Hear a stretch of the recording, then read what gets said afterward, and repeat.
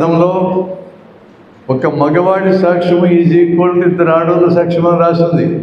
మరొక మత గ్రంథంలో అసలు ఆడవాళ్ళు చదివేక్కర్లేదని రాసింది.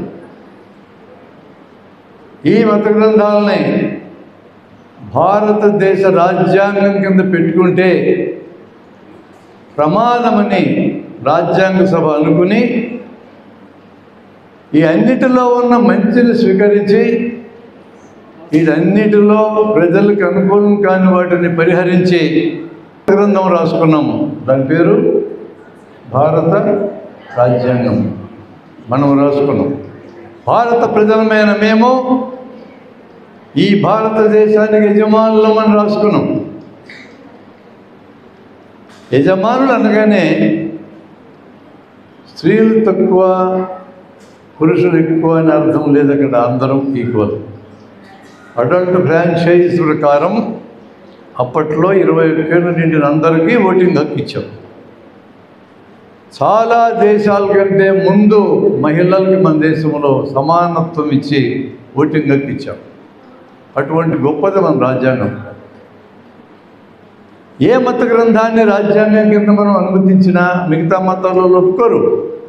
అందులో మంచినంతా స్వీకరించాం. ఈరోజు పోరాడుతున్నారు మహిళలు. ఎంపవర్మెంట్, మహిళలు బలంగా తయారు కావాలి అని దాని అర్థం. ఈ అర్థాన్ని దృష్టిలో పెట్టుకుని నేను ఎవరు వస్తారు స్టేజ్ మీద కంటే నేను వస్తాను మొత్తం చేతులు ఎత్తి ఉండాలి. అలా ఎత్తిన రోజునే మీకు ఎంపవర్మెంట్ ప్రాసెస్ పూర్తయినట్టు. 75 ఏళ్ళు అయిపోయింది రాజ్యాంగం రాసుకొని ఆమోదించి. 75 ఏళ్ళ తర్వాత కూడా నేను వస్తాను అనలేకపోయినామంటే మీ బదులు ఎవరో ఒకరు వచ్చి కూర్చుంటారు. అక్కడ గుండమ్మ కథ సినిమాలో రాసినట్టుగా నిద్ర లేచింది మహిళా లోకం, దద్దరిల్లింది పురుష ప్రపంచం. ఆడవాళ్ళు పనిచేయటం మొదలెట్టినందుకే నిరుద్యోగం మొదలైందని రాసింది ఆ పాటలో. మహిళలకు వ్యతిరేకమైన పాట విజయవాడలో తీసిన గుండమ్మ కథలో ఉంది. సినిమాలను అట్లా చూడాలా? సరదాగా ఉంది, పాటలు బాగున్నాయి, చిందులేద్దామన్నట్టు చూడకూడదు. అది ఏం చెప్తుందో చూడాలా. ఈరోజు పరమ వికారమైన సినిమాలు వచ్చినాయి. అట్లాంటి ఒక వికారమైన సినిమా మీకు పరిచయం చేస్తాను నేను. వికారమైన సినిమాలు ఎందుకు పరిచయం చేయాలంటారా? అది వికారం కాబట్టి పరిచయం చేయాలి. ది గ్రేట్ అర్జున్ రెడ్డి చూసారా? మా మెడికల్ కాలేజ్ గురించి తీసిన సినిమా అది. అర్జున్ రెడ్డి అంత పోరంబోకోడి ఈ భూమి మీద లేడు. వాడు మెడికల్ కాలేజీలోకి వచ్చి ఒక అమ్మాయి, ఈ అమ్మాయి నాది అంటాడు. ఏమన్నా వస్తువులా నాది అనడానికి? క్లాస్ రూమ్ మధ్యలో చేయబట్టుకొని లాక్కొని పోతాడు.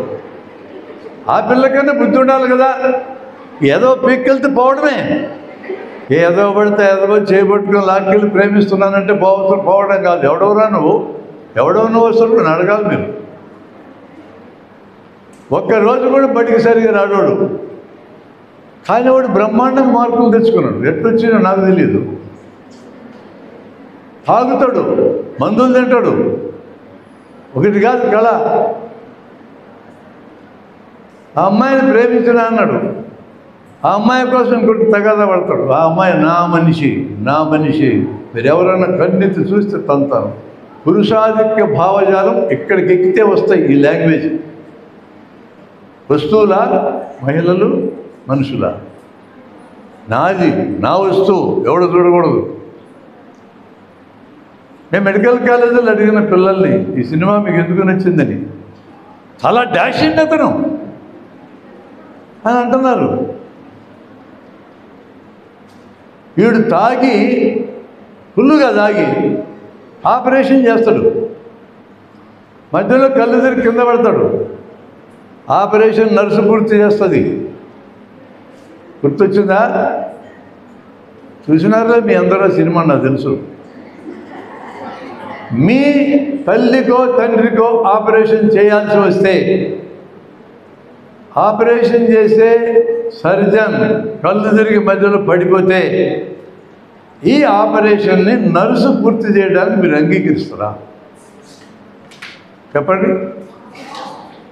ఆ సినిమా నచ్చిందంటారు మీరు? విపరీతంగా ఆడింది, హిందీలోకి వెళ్తే అక్కడ ఆడింది. మన టేస్టులు ఎలా వక్రీకరించబడుతున్నాయో ఈ భారతదేశంలో, how we are being manipulated by the media, మీరు చూడకపోతే ఈ దేశం నాశనం అయిపోతుంది. కాబట్టి సినిమా చూడడం వల్ల కూడా నేర్చుకోవాలి. మీకు ప్రశ్న ఇస్తా, ఆలోచించు. సైన్స్ ఇవ్వటువంటి ప్రశ్నలే. ఇలా ముందుకెళ్తుంది బస్సు ఈ డైరెక్షన్లో. నీకు అర్జెంటుగా పని ఉండి బస్సు పూర్తిగా ఆగకముందే దిగి వెళ్ళిపోవాలనుకున్నాం. బస్సు ఇటు పోతుంది, 10 కిలోమీటర్ల వేగంలో ఉన్నప్పుడు ఎగిరి దూకావు. ఇప్పుడు నీవు బస్సు పోతున్న వైపు పడిపోతావా, వెనక్కి పడిపోతావా, దూకిన దగ్గర నిలబడతావా? అది నీ ప్రశ్న. ఇట్లా ఆలోచించుకో. మళ్ళీ నాకు చదువు. నీకు ప్రశ్న. ముమ్మడివరం అని ఊరుంది, తూర్పుగోదావరి జిల్లా, అమలాపురానికి 20 కిలోమీటర్లు ఉత్తరాన. నేను ఒకసారి అక్కడికి వెళ్ళా. అక్కడ ఒక శివాలయం ఉంది. ఆ శివాలయం దగ్గర మనిషి కాపలా కాస్తున్నాడు. ఏమో ఎక్కడున్నా నువ్వన్నా, లోపల స్వామి ఉన్నాడు అన్నాడు. శివలింగమా అన్న. కాదు, లోపల ఒక స్వామి ఉన్నాడు, ఆయన శివరాత్రి రోజు బయటకు వస్తాడు, ఆ ఒక్క పూట భోంచేస్తాడు, ఇంక సంవత్సరం అంతా మేము లోపల కూర్చోబెట్టి తాళం వేస్తాము, ఏడాది జీవించి ఉంటాడు, మళ్ళీ శివరాత్రికి బయటకు వస్తాడు, అంటే ఇయర్లీ ఒక్కసారి భోంచేస్తాడు, ఆయన బతుకుతున్నాడని చెప్పాడు ఆయన. మేము చూడొచ్చా అన్నాం. చూడడానికి లేదన్నాడు. ఒక్కరోజు భోంచేసి సంవత్సరం అంతా బతకటం సాధ్యమా కాదని చెప్పాలి. మా ఊరికి రిషికేశ్ నుంచి ఒక అతను వచ్చాడు. ఆ వచ్చిన అతను మీలాంటి తెలివిగల పిల్లల దగ్గరికి వచ్చాడు. అంటే మీరు కొంతమంది బాగా చదివిన తర్వాత ఇన్ఫర్మేషన్ టెక్నాలజీ వగైరా నేర్చుకొని చివరికి మంచి ఉద్యోగం సంపాదించుకొని హైదరాబాద్లో హైటెక్ సిటీలో ఆ బిల్డింగ్లో ఉద్యోగం చేస్తున్నారు. అక్కడికి నువ్వు పనిచేస్తుంటే వచ్చాడు ఆయన. నేను చాలా కష్టపడి ఒక విద్య నేర్చుకున్నా. నా దగ్గర ఒక కాపర్ రింగ్ ఉంది, కాపర్ రింగ్. ఈ రింగ్ యొక్క గొప్పతనం ఏంటంటే దీన్ని నీళ్ళల్లో నానబెట్టి రాత్రంతా నానబెట్టి తెల్లవారిన తర్వాత నీళ్లు తాగితే ఎటువంటి రోగమైనా బాగవుతుంది అన్నాడు. కేవలం 25,000 అన్నాడు. రోగం వస్తే లక్షలు ఖర్చు అవుతుంది. 25,000 కొనుక్కోవడానికి మేము సిద్ధపడ్డావు. అతను కన్సెషన్ ఇచ్చాడు నీకు. నువ్వు ఈ రింగుని ఇంకా 4గురికి అమ్మిస్తే నీకు ఇది ఫ్రీ అన్నాడు. నువ్వు ఫ్రెండ్స్ అందరినీ కలిసి 4గురికి 4 రింగులు అమ్మించావు. అతనికి 1,00,000 వచ్చింది, నీకు ఊరికే వచ్చింది రింగు. నెట్వర్క్ సొసైటీ అని ఉంది ఇప్పుడు సమాజంలో. ఒకటికోటి అమ్మిస్తూ పోతే మొదటికి లాభాలు వస్తాయి. ఆ స్టైల్ అన్నమాట. ఈ రింగుతో రోగాలు పోతాయా పోవా నువ్వు అనలైజ్ చేయాలా. ఎట్లా? నీకు ప్రశ్న చెప్పమంటావా? ఓకే, చిన్న ప్రశ్న. మీ కడుపులో రైలు ఉందా? ఇప్పుడు ఎక్కావా? ఇంకట్లయితే నా ప్రశ్న సులభం, నీకు అర్థం కావడం. రైలు పట్టాల మీద రైలు బండి కింద పడకుండా ఎలా పోతుంది? జారి పడకుండా. మీరు ఆలోచించుకున్నాను. కన్సల్టేషన్ చేయకూడదు. మీరు మీ సొంత తెలివితో చెప్పండి. నేను కాసేపు మాట్లాడినా వాళ్ళు మళ్ళీ అడుగుతాను. ఎంపవర్మెంట్ ప్రాసెస్కి ఉపయోగపడే 2-3 ఐటమ్స్ మీకు చెప్తాను. The first one is education. ఇప్పుడు మీరు చదువుతున్నదే ఎడ్యుకేషన్ అంటే. అయితే ఈ ఎడ్యుకేషన్ ఎంపవర్మెంట్ ప్రాసెస్కి ఉపయోగపడుతుందో లేదో చూసుకోవాలి. కేవలం డిగ్రీలు, ర్యాంకులు, మార్కులు మనిషి ఎంపవర్మెంట్కి ఉపయోగపడుతుందా? నా లెక్కలు ఉపయోగపడదు. మీకు మార్కులు వచ్చినంత మాత్రాన జీవితంలో గొప్పలుగా మారే అవకాశం లేదు. కానీ ఈరోజు సిస్టమ్ మొత్తము మనల్ని ఏమడుగుతుందంటే, బాగా చదువు, మంచి మార్కులు తెచ్చుకో, గొప్పల కింద మారని చెప్తుంది. ఇప్పుడు నేను కాంట్రాస్ట్ మీకు చూపిస్తాను. ఎంప్లాయీ, ఎంప్లాయర్, అది కాంట్రాస్ట్.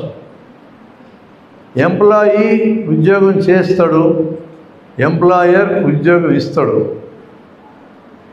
నాదెల్ల సత్య ఎంప్లాయీ, ఆయన పెట్టుకున్న బిల్ గేట్స్ ఎంప్లాయర్. ఎంప్లాయీకి సెలవులు ఎంప్లాయర్ ఇస్తాడు, జీతం ఎంప్లాయర్ ఇస్తాడు, అప్పుడప్పుడు బోనస్లు ఎంప్లాయర్ ఇస్తాడు. నచ్చకపోతే ఎంప్లాయర్ తీసేయగలడు, పనిలోకి తీసేయగలడు. స్వతంత్ర నిర్ణయాలు తీసుకునే హక్కు ఉండదు, ఎంప్లాయర్ చెప్తేనే తీసుకోవాలి. ఎంప్లాయర్ అనుకో, వాడి సెలవులు వాడే ఇచ్చుకుంటాడు, వాడి జీతం వాడే తీసుకుంటాడు, వాడి కోసం అందరూ పనిచేస్తూ ఉంటారు. ఈ రెండులో ఏది బాగుంది? ఎంప్లాయీగా చేయటం బాగుందా, ఎంప్లాయర్గా ఉండటం బాగుందా? ఎంప్లాయరేనా? నేను చాలామంది తల్లిదండ్రులు అడిగా, వాళ్ళు కూడా ఎంప్లాయర్ మా పిల్లలైతేనే బాగుండన్నారు.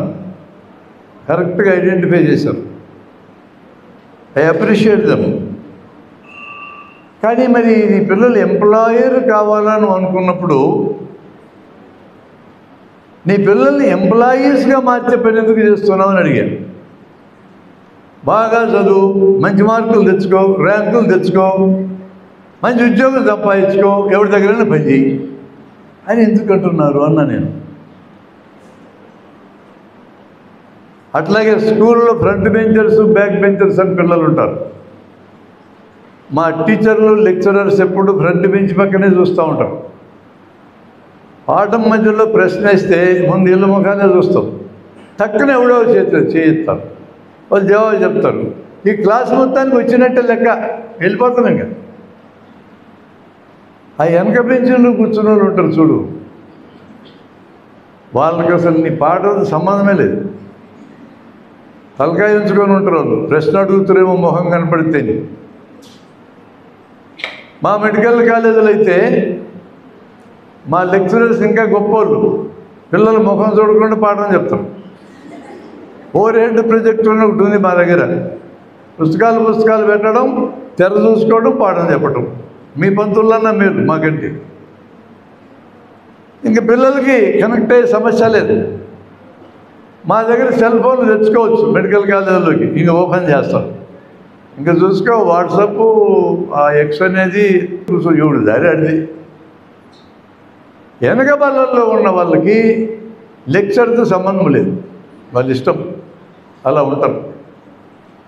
మీరు ఆశ్చర్యపోయే విషయం చెప్తున్నా, వెనక బళ్ళల్లో చాలామంది పరిశ్రమాధిపతులు అవుతారు, ముందు బళ్ళల్లో చాలామంది వాళ్ళ కింద పనిచేస్తూ ఉంటారు.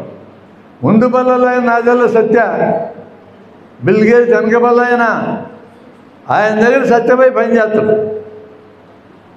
Who is the most efficient person in this earth అని అంటే, తనకంటే తెలివిగల వాడిని తన దగ్గర పనిలో పెట్టుకున్నాడు. మీరందరూ రేపు పొద్దున్న తల్లులైతే మీ పిల్లలు ఎంప్లాయర్ కావాలనుకుంటారా, ఎంప్లాయీ కావాలనుకుంటారా? Employer. So you must become independent. నీ థాట్ ప్రాసెస్ ఇండిపెండెంట్గా మారాలి, లేకుండా ఎంప్లాయర్ కాలేరు మీరు. మీకు కొన్ని క్వాలిటీస్ ఉండాలా. ఈరోజున ఎడ్యుకేషన్ దానికి తోడ్పడకపోతే దీన్ని సరి చేసుకునే పని మీరు చేయాలి. మన ఎడ్యుకేషన్ అలాంటి ఒక ప్రాపంచిక దృక్పథం ఇస్తుందో లేదో ఈ అమ్మాయిలకి నేను ఇచ్చిన ప్రశ్నలు కలిసి చెప్పి ఆన్సర్లను బట్టి మీరు కనిపెట్టవచ్చు. వాళ్ళు మంచి మార్కులు తెచ్చుకుంటూ ఉండొచ్చు. నా ప్రశ్నలకు కరెక్ట్గా జవాబు చెప్తే ఈ పిల్లలు చదువును బాగా వాడుకుంటున్నట్టు లెక్క. ఇక నాలాంటి వాళ్ళు రామిక్కడికి అలా చెప్పకపోతే ఆన్సర్లు కరెక్ట్గా, మా పని చాలా ఉందని అర్థం, మాతో పాటు మీ పని కూడా చాలా ఉందని అర్థం. నేను హంబుల్గా లెక్చరర్స్ రిక్వెస్ట్ చేస్తున్నా, స్కూల్లో 45 నిమిషాలు క్లాస్ పీరియడ్ ఉంటుంది, ఇక్కడ గంట ఉంటుందేమో. ఒక 5 నిమిషాలు పాఠం చెప్పడం మానేయమండి అని నేను కోరుతున్నా. మరి ఏం చేయాలా? పాఠం తప్ప ఏమన్నా చెప్పండి, జీవితాన్ని మనకి వచ్చే చెప్పండి.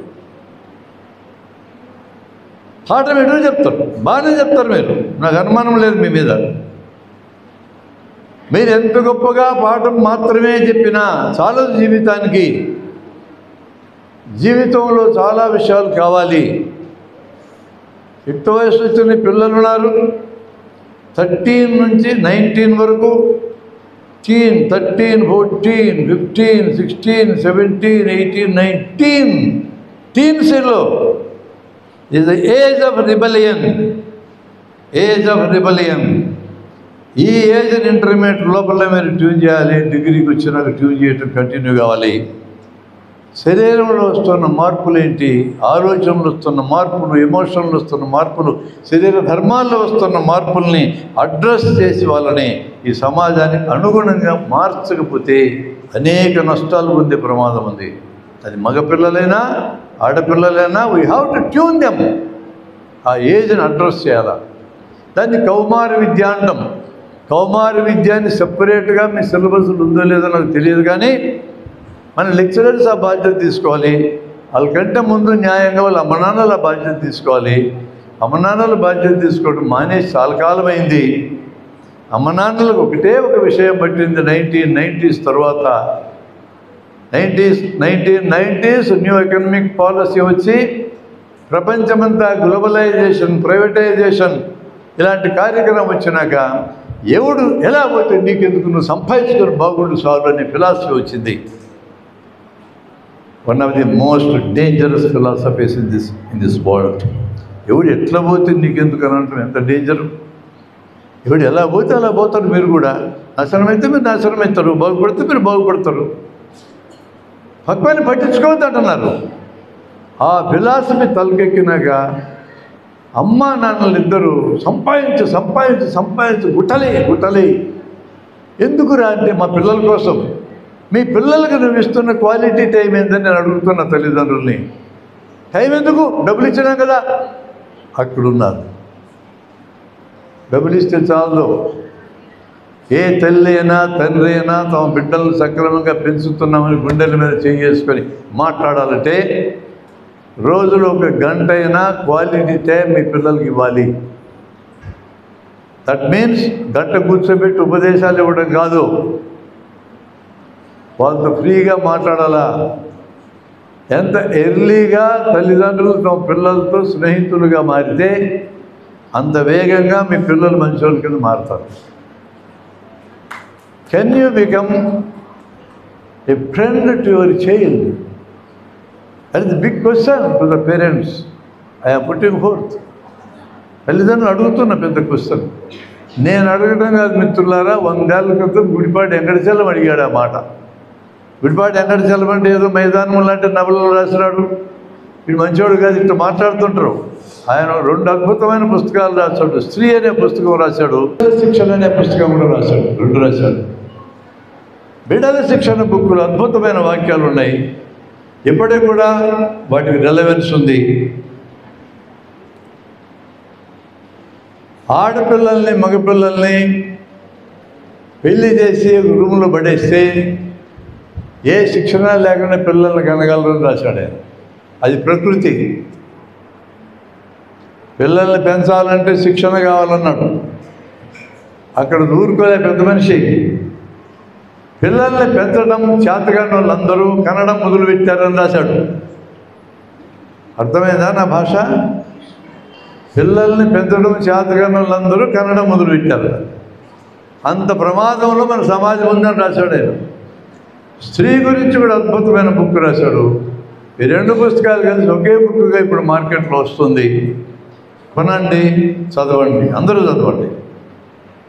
బిడ్డల శిక్షణ పాత ఎడిషన్లో 6 కథలు పెట్టాడు ఆయన. కొత్త ఎడిషన్లో 6 కథలు మాయమైనవి. పాత ఎడిషన్ PDF వర్షన్ నా దగ్గర ఉంది.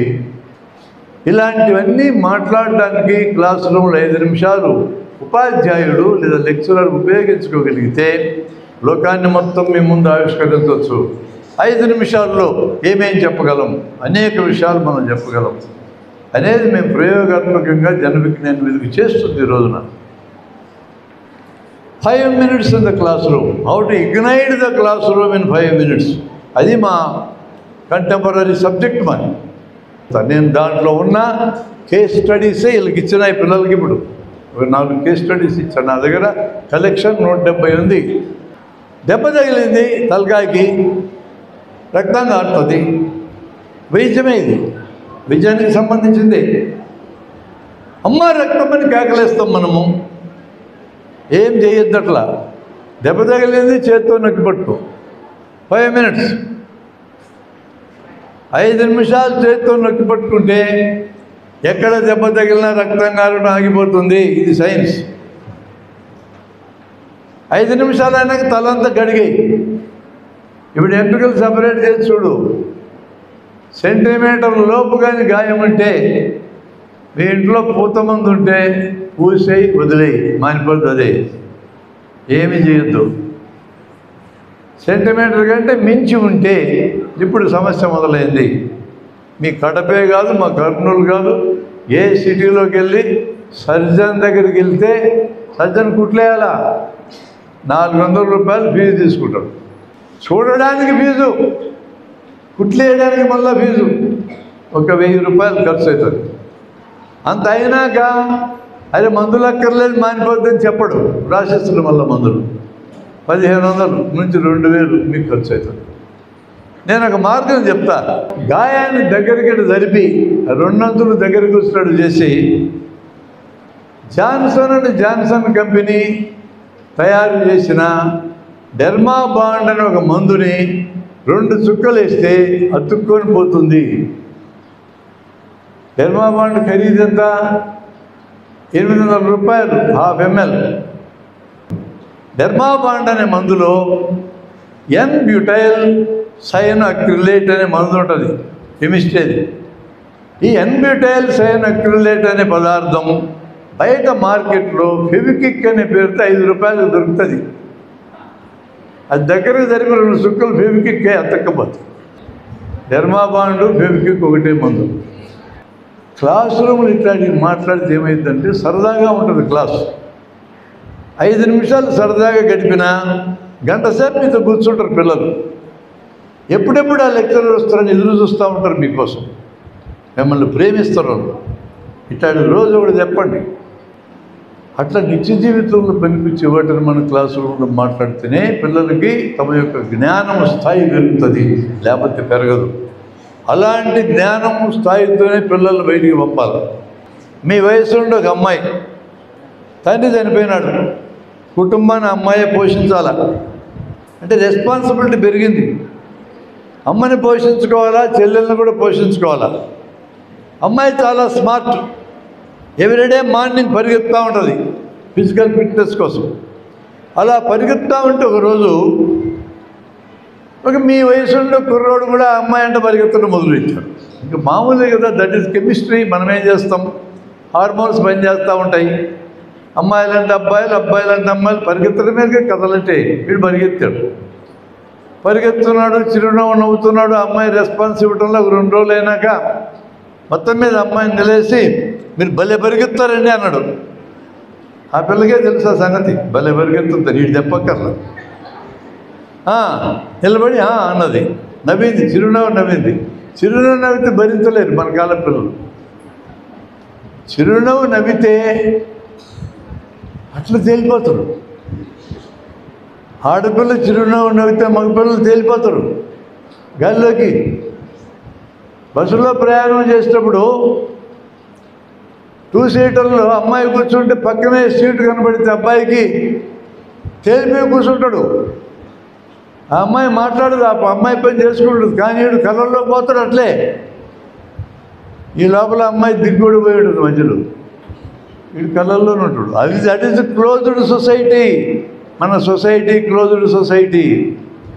ఇదే కానీ బయట ఓపెన్ సొసైటీ అయితే అమ్మాయి పక్కన అబ్బాయికి రిజర్వ్ సీట్లే ఉండవు, ఎవడు ఎక్కడైనా కూర్చోవచ్చు, కూర్చుంటాడు. ఈ అమ్మాయి పక్కన చూస్తాడు ఇట్లా, యు ఆర్ వెరీ క్యూట్, తను అందంగా ఉండవు అంటున్నాడు. థ్యాంక్ యూ అంటది. నవ్వుతూనే ఏమి ఆడవారు ఎవరు థ్యాంక్ యూ అంటుంది. ఈవినింగ్ ఖాళీగా ఉంటావా అంటాడు. ఎందుకు ఖాళీగా ఉండేది? డిన్నర్ చేద్దామంటాడు. డిన్నర్ చేద్దామంటే మీనింగ్ ఏం తెలుసా? బయట దేశాల్లో డిన్నర్ అయినాక మీ రూమ్కి మా రూమ్కి పోదాం అని అర్థం. ఆ అమ్మాయి thank you, I'm sorry, I'm busy అంటుంది. వాడేమంటాడు? దట్స్ ఆల్ రైట్ అంటాడు. అంతే, క్లోజ్ అయిపోయింది. అంత ఈజీగా ఉంటుంది అక్కడ. ఇక్కడ అట్లా లేదు. పలకరిస్తే గాలిలో వెళ్ళిపోతారు మన మగపిల్లలు. మగపిల్లలు నేర్చుకోండి నాయన. ఆడపిల్లలు చిరునవ్వు నవ్వితే ఎస్ అని కాదు అర్థం. ఒకసారి పింక్ అని సినిమా చూడండి. నో అంటే నో అని అర్థం. అమితాబ్ బచ్చన్ లాయర్ వేషం వేశాడు. తాప్సీ పన్ను మెయిన్ క్యారెక్టర్. నో అంటే నో అని అర్థం. పక్కన వచ్చి కూర్చుంటేనో, నీతో పాటు డిన్నర్ చేస్తేనో, నువ్వు సిగరెట్ తాగితేనో, నువ్వు పెగ్గు పోసుకుంటేనో దాని అర్థం మీ ఇంటికి వచ్చి మీ రూముల్లో పడుకోవడదని కాదు. అట్లాంటి అర్థాలు దిగాకండి అని చెప్పింది ఆ సినిమా. ఈ కాలపు ఆడపిల్లల గురించి కరెక్ట్గా చెప్పింది. ఇవన్నీ కూడా మనం లోకం ఎట్లా జరుగుతుంది చూడాలి. ఇంతగా అమ్మాయి దగ్గర ప్రపోజ్ చేశాడు కదా, భలే పరిగెత్తామని. ఏం చేశాడు చివరికి? ఆ అమ్మాయి ఏం జవాబు చెప్పింది తినండి. ఆ జవాబు మీకు పనికొస్తుంది. ఇవాళేమో భలే పరిగెత్తామంటావు, రేపేమో అసలు మన ఇద్దరు కలిసి పరిగెత్తటమే ఈ దేశానికి విప్లవం అంటావు, ఎల్లుండేమో ఇంత కలిసి పరిగెత్తినప్పుడు కప్పు కాఫీ తాగి ఎట్లా ఉండదు అంటావు, ఆవులెల్లుండి పక్కనే మా రూమ్ పక్కనే పోదాం అక్కడ పోయి టీ తాగుతూ ఉంటావు. ఆ అవతల రోజున నేను తలమునకలుగా ప్రేమిస్తున్నానంటావు. ఆ అవతల రోజున మనం ఎంత ప్రేమించుకున్నాక మనం కలిసి శారీరకంగా ఒకటైతే ఏం తప్పు అని అంటావు. వాడు వింటున్నాడు. నువ్వు ఎప్పుడు పెళ్లి చేసుకుంటున్నానని అడిగింది అమ్మాయి. కంటికి కనపడకుండా పోయిండు. దెబ్బకేమని కొట్టేసింది. మీకు ఆ రకమైన ధైర్యం లేకపోతే టామ్, డిక్ అండ్ హ్యారీ ఏ ఎదవైనా మిమ్మల్ని మ్యానిపులేట్ చేస్తారు. మగవాళ్ళందరూ ఎదవలని నేను చెప్పడం కాదు నా ఉద్దేశం. ఎదవలు మగవాళ్ళు ఉన్నారు కాబట్టి చెప్తాను. వాళ్ళ గురించే నా మాట. అన్ని చోట్ల ఉంటారు. అమ్మాయిలు కూడా తెలివిగా తయారైనారు ఈ మధ్య. వాడు చుట్టూ తిరిగేది, నవ్వేది, వాడితో హోటళ్ళు ఖర్చు పెట్టించేది, సినిమాలు ఖర్చు పెట్టేది, వాడు జేబులన్నీ ఖాళీ చేసేది. కొడక అయిపోయింది లేరు నీ దగ్గర సరిగ్గా వా అనే బ్యాచ్ కూడా ఉన్నారు. ఏమీ సందేహమేం లేదు. రెండు తప్పే. వాడి నాటకాలు తప్పే, ఇవి నాటకాలు తప్పే. ఇటన్నిటిలో బయటపడాలి మనం. జెన్యూన్ లవ్ అంటే ఎలా ఉంటుంది? దీని గురించి మాట్లాడితే ఇవన్నీ మాట్లాడతారు. ఏందిరా నేషనల్ సైన్స్ డే రోజున క్లాస్ రూమ్లో మీరు అంటారు. ఇవన్నీ మాట్లాడకపోతే ఎవరు చెప్తారు మీకు? ఇవన్నీ ఎవరు చెప్తారంటే మీ క్లాస్మేట్ చెప్తారు. సన్నాసి రాసుకుంటే బూడిద రాలుతుంది. ఈ సన్నాసి కథ తెలుసు, ఆ సన్నాసి కథ తెలుసు. సీనియర్సం కదా, మేమందరం అనుభవించిన వాళ్ళం కదా, దెబ్బలు తిన్న వాళ్ళం కదా. మా దెబ్బల్లో మీరు నేర్చుకోరా? మాకేం అర్హత ఉందనుకుంటున్నారు చెప్పడానికి? అయినా దెబ్బలు తిన్నాం, అదే మా అర్హత. మేము తప్పులు చేసినాం, నష్టపోయినాం. ఈ నష్టాలు మీరు పొందకూడదని మేము మీకు నేర్పిస్తాం. మాకు అర్హత ఉంది నేర్పడానికి. అందుకని ఇట్లాంటి సబ్జెక్ట్స్ని సీనియర్లు అడ్రస్ చేయాలా. అదంతా తప్పని అనుకోవద్దండి. కౌమార విద్యలు ఎన్ని భాగాలు. న్యాయంగా అయితే అమ్మాయికి అమ్మ చెప్పాలి, అబ్బాయికి నాన్న చెప్పాలి. వాళ్ళు ఫెయిల్ అయినారు. ఫెయిల్ అయినప్పుడు ఎవరు చెప్పాలంటే ఇక్కడ అమ్మాయిలకి మహిళా ఉపాధ్యాయులు చెప్పాల్సిందే. ఇదేటో అబ్బాయిలు లేరు పిల్లల్లో. మా మగ లెక్చరర్స్కి హ్యాపీ, వాళ్ళకి పెద్ద పని ఏమి ఉండదు. ఆ విషయంలో పని ఉండదు, ఇతర విషయాలని చెప్పచ్చు. అందువలన how to prepare this generation for this country is very important. ఈ జనరేషన్ దేశం కోసం తయారు చేయాలి మేము. ఆ పని చాలా ఇంపార్టెంట్ అంటాను. అందుకని education, simple education in the class room will not serve this purpose. Beyond that వెళ్ళాలి. అందుకనే పరీక్షల కోసం చదివినవన్నీ పరీక్షలు అయిన తర్వాత మర్చిపోతాము. జీవితం కోసం చదివినవి జీవితానికి అంతా గుర్తుంటాయి. ఇది మన కన్సెప్ట్. ఇది జన విజ్ఞానం ఇది కన్సెప్ట్. అది పరీక్షలను దృష్టిలో పెట్టుకొని చదివితే అయిపోతుంది. పరీక్షలు అయినా మర్చిపోతాం మనం. మీకు డౌట్ ఉంటే ఇప్పుడు డాక్టర్లు ఇద్దరు ఉన్నాం ఈ హాల్లో. మా వెంగళరెడ్డి, నేను. మా ఇద్దరికి ఇప్పుడు ఎంబీబీఎస్ పరీక్ష మళ్ళా పెట్టండి అన్ని సబ్జెక్టులు అన్నీ ఫెయిల్ అవుతాం. ఆయన తరఫున కూడా నేనే చెప్తున్నా. ఆయన అప్థాల్మాలజిస్టు, కంటి సబ్జెక్టులో పాస్ అవుతాడు, మిగతా మొత్తం లేచిపోతాయి. నేను జర్నలిస్టుని, అన్నీ చేస్తుంటా, 8ల్లో పాస్ కాను. నేను ఇది ఎందుకు చెప్పినానంటే ఇప్పుడు మీ అందరికీ నేను 10th క్లాస్ పరీక్ష పెడితే మీరు ఒక్కరు పాస్ గారని నా దృఢనమ్మకం. ఏమనుకోవద్దు. కారణం ఏంటి? పరీక్షల కోసం చదివినాం, పరీక్షలైనా మర్చిపోతాం. జీవితం కోసం నేర్చుకోండి, జీవితాంతం గుర్తుంటాయి. ఈ కన్సెప్ట్ని ఈరోజు అర్థం చేసుకొని మీరు జీవితానికి అప్లై చేసుకోండి. అట్లాగే చాలామంది తల్లిదండ్రులు మా పిల్లలంటే చాలా ప్రేమ అంటారు. I want to define that. చాలా ప్రేమ అంటే ఈ సెల్ ఫోన్ అడిగితే సెల్ ఫోన్ కొనియడం, మోటార్ సైకిల్ అడిగితే అది కొనియడం, ఎలక్ట్రిక్ వాహనం స్కూటీ కొనియమంటే అది కొనియడం కాదండి ప్రేమ అంటే.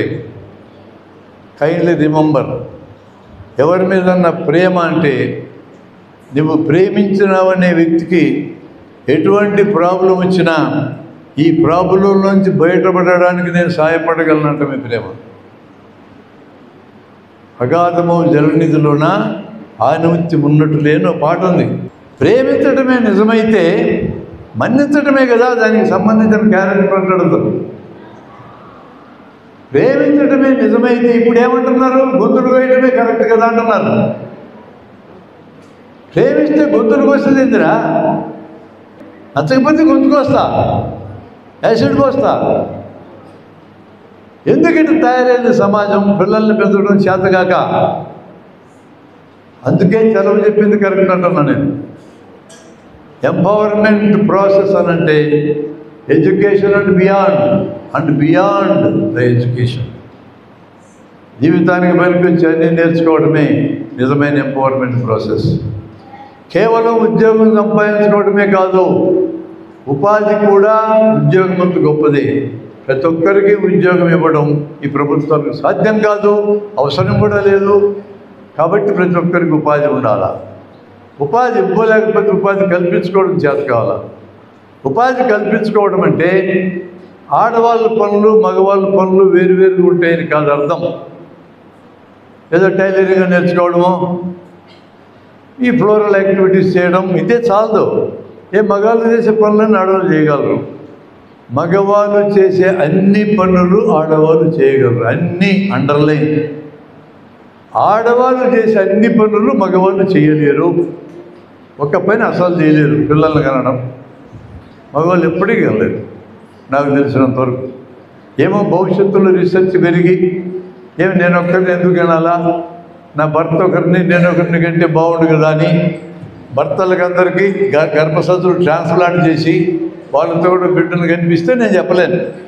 The great activity in the society stabilising the population is the job of the women which men can never do. అంత అద్భుతమైన కార్యక్రమం చేస్తున్న మహిళకి గౌరవం ఇవ్వాలన్నా, హీనంగా చూడాలన్నా? ఒక దున్నపోతునో ఎద్దునో కొనుక్కొచ్చుకుంటే పని చేసి పెడుతుంది, ముగ్గురిని కొనుక్కొచ్చుకుంటే పెత్తనం చేస్తాడేంది అని ఆలోచన రావద్దా? తల్లిదండ్రులు అనేటోళ్ళు ఆడపిల్లలకి మగపిల్లలకి సమానంగా ఆస్తి పంచిస్తాం అనేదాకా వరకట్నం చచ్చిపోదు, అట్టే ఉంటుంది. అందుకని తల్లిదండ్రులుగా ఉన్నవాళ్ళు కాబోయే వాళ్ళు మీరు ఒక నిర్ణయం తీసుకోండి. ఈ రోజున నేను చెప్తున్నా, మీ ఇంట్లో ఆడపిల్లలు పుట్టినా మగపిల్లలు పుట్టినా మీరేం ప్రపంచానికంతా ఇయ్యమని మీ డబ్బులు నేను చెప్పటల్లా, మీరు ఎటు ఇయ్యరు. ఆడపిల్లైనా మగపిల్లైనా మీకు ఈక్వల్గా ఉండాలి, ఎక్కువ తక్కువ లేదు. ప్రకృతిలో 2 రకాల సెక్సులు ఉన్నాయి, అవి ఉన్నాయి అంతే. ఇద్దరికి సమానంగా మీరు ఇవ్వదలుచుకున్న ఆస్తిపాస్తులు ఇవ్వండి. నెక్స్ట్ మినిట్ డౌరీ మాయమైపోతుంది సమాజం నుంచి. డౌరీ లేకపోతే మాయం కాదు. నేను ఉపన్యాసాలు చెప్పిన ఆడపిల్లలు అంటున్నారు మాతో, వాడికి ఎటు ఆస్తి అంతా ఇస్తాడు మా నాయన, ఈ ఇచ్చే కట్టమే కదా నాకు మిగిలేది, ఎందుకు తీసుకోకూడదు అని అంటుంది అమ్మాయి. కరెక్టే కదా. ఆ సమస్యను పరిష్కరించకుండా ఇక్కడ వరకట్నం పోవాలని అంటే జరగదు. ఆ సమస్యను ఎవరు పరిష్కరిస్తారు? చట్టమా? చట్టం ఉంది మరి, ఆడపిల్లలకి మగపిల్లలకి ఈక్వల్గా ఇవ్వమని అమలు చేయడం లేదు మనం. లేకపోతే ఇప్పుడు 1000 మంది మగపిల్లలకి 935 మంది ఉంది ఆడపిల్లలు. ఒక మగపిల్లోడికి ఒక పిల్లం కూడా దొరకదు. ఆ సినిమాల్లో 2 పిల్లలు 3 పిల్లలు తీస్తున్నాడు సినిమా పనికి మనోళ్ళు. వాడు పురుషులు తీస్తున్నారు సినిమాలు. ఒకరికి ఒకటి కూడా దొరకకపోతే వరకట్నం ఇవ్వాలా, కన్యాశుల్కం ఇవ్వాలా? మరి అట్లా లేదు. ఇంకా వరకట్నం ఎందుకుందంటే ఆస్తి సమస్య పరిష్కారం కానంతకాలం వరకట్నం సమస్య పరిష్కారం కాదు. అసలు మీకు చదువు చెప్పేసరికి దండగాని మొదలెడతారు కొంతమంది తల్లిదండ్రులు. అమ్మ కూడా అట్టే మాట్లాడుతుంది విచిత్రంగా. పుట్టక ముందే ఆడపిల్లని తెలుసుకొని చంపుతున్నారు. Number 1 crime towards you. పుట్టినాక ఆడపిల్లని తెలియగానే గొంతులో వడ్ల గింజలు పోసి చంపుతున్నారు కొంతమంది. ఇదో క్రైమ్. కాన్పు ఆపరేషన్ మేము చేసేటప్పుడు మొదటి క్వశ్చన్ ఆ అమ్మాయి మమ్మల్ని అడిగేది, ఆడపిల్ల మగపిల్లోడా? మగపిల్లోడా కానీ కళ్ళు మెరుస్తాయి, ఆడపిల్లలు కానీ కళ్ళమ్మ నీళ్ళు వస్తాయి అమ్మాయికి. ఎందుకు వస్తాయి? ఓ తల్లికి తన బిడ్డ మీద ఎందుకు ఏడుపు రావాలి? అత్త తిడుతుంది, మొగుడు తిడతాడు, మామ తిడతాడు. Do you know? సైన్స్ గురించి మాట్లాడుతున్నాం. ఆడపిల్ల పుట్టడానికి కారణం భర్తే, భార్య కాదు.